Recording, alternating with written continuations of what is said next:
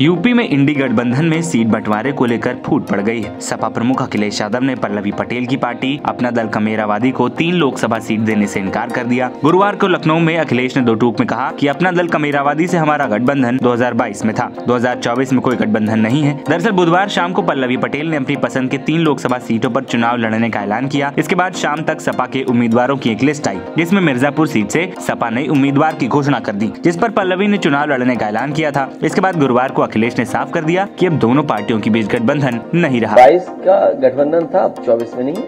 अभी आपको क्या लगता है?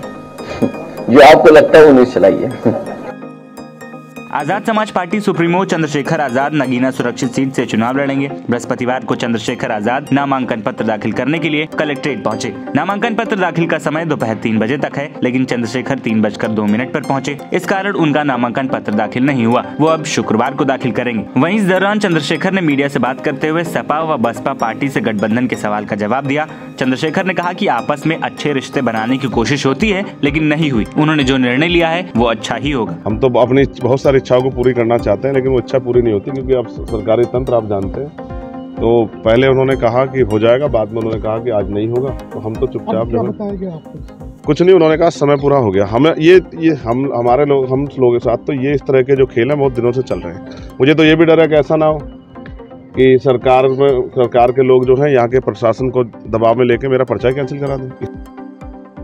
बांदा जेल में बंद माफिया मुख्तार अंसारी ने जेल के खाने में जहर देने का आरोप लगाया है। मुख्तार ने कहा है कि इससे उसकी तबीयत काफी गंभीर हो गई और ऐसा लगता है कि वो कभी भी उसकी मृत्यु हो सकती है। मुख्तार ने इसे बड़ा षड्यंत्र बताते हुए अदालत से इलाज करवाने की गुहार लगाई। बृहस्पतिवार को बाराबंकी की MP MLA कोर्ट में गैंगस्टर मामले की पेशी के दौरान मुख्तार अंसारी के वकील ने उसका प्रार्थना पत्र अदालत को सौंपा।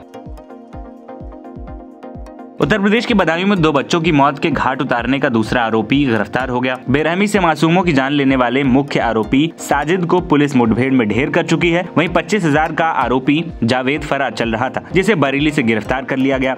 SSP ने बताया कि जावेद ने बरेली बस अड्डे के पास सरेंडर किया, जिसके बाद उसे बदायूं ले जाया गया। सोशल मीडिया पर जावेद का एक वीडियो भी वायरल हो रहा है, जिसमें कुछ लोग उससे कांड के बारे में सख्ती से पूछते नजर आ रहे हैं। जावेद वीडियो में बताता है कि बदायूं में कांड के बाद वो दिल्ली भाग गया था। कई लोगों ने उसे फोन कर बताया वो बरेली में सरेंडर के इरादे से आया था।